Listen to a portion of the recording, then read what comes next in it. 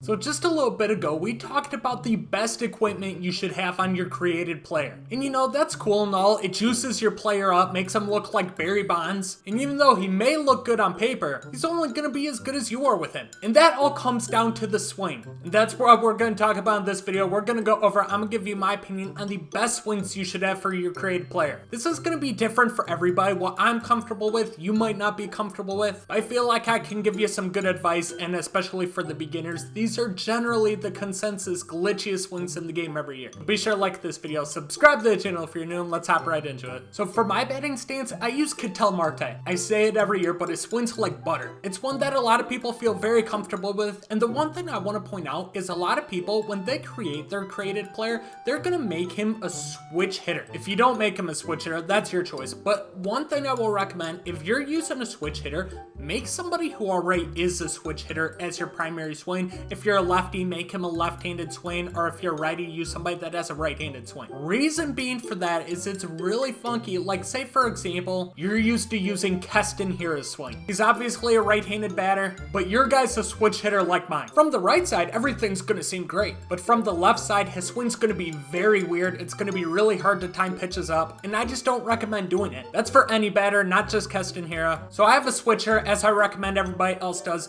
and I went with the switch hitter route with Bkindel.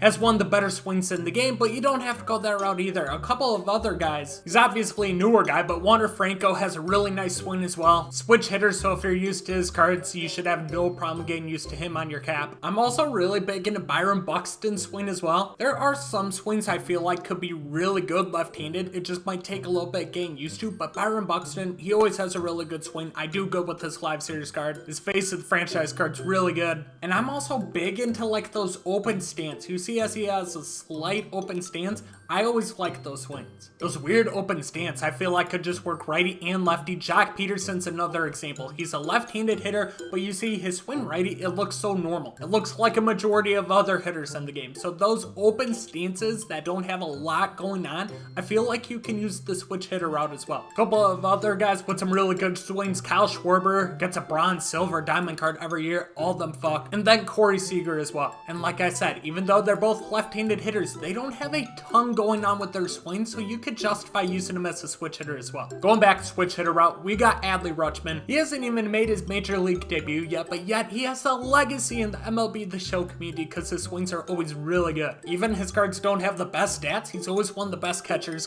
from production standpoint. And then another catcher, Gary Sanchez. So you see the kind of swings I like. I like the ones where there's not a lot going on and generally have an open stance. Not so much here with the open stance, but there's really not a lot going on with this Gary Sanchez one. Where you see this Austin Romine one, it's just too much bat movement. I'm sure he has a little bit of a leg kick. It would just not work for me. And there you have it. That's a short little recap of what I look for in a swing for my created player. Hopefully some of those tips I gave you help out. I like somebody with like an open stance. If I'm a switch hitter, I like using switch hitters unless, once again, they have an open stance. Not a lot going on. So hopefully those tips help you out. And then I showed you some of the swings that I really like, but there's so many good swings. So what works for me might not work for you. And as I showed before, Bkindel is my current batting stance, but if you want, you can also edit your batting stance to really have it however you want, depending on the hand movement. You can make it all funky. You could lower his hands if you want. You can do a lot of things. You can basically create your own batting stance. So find out what you like,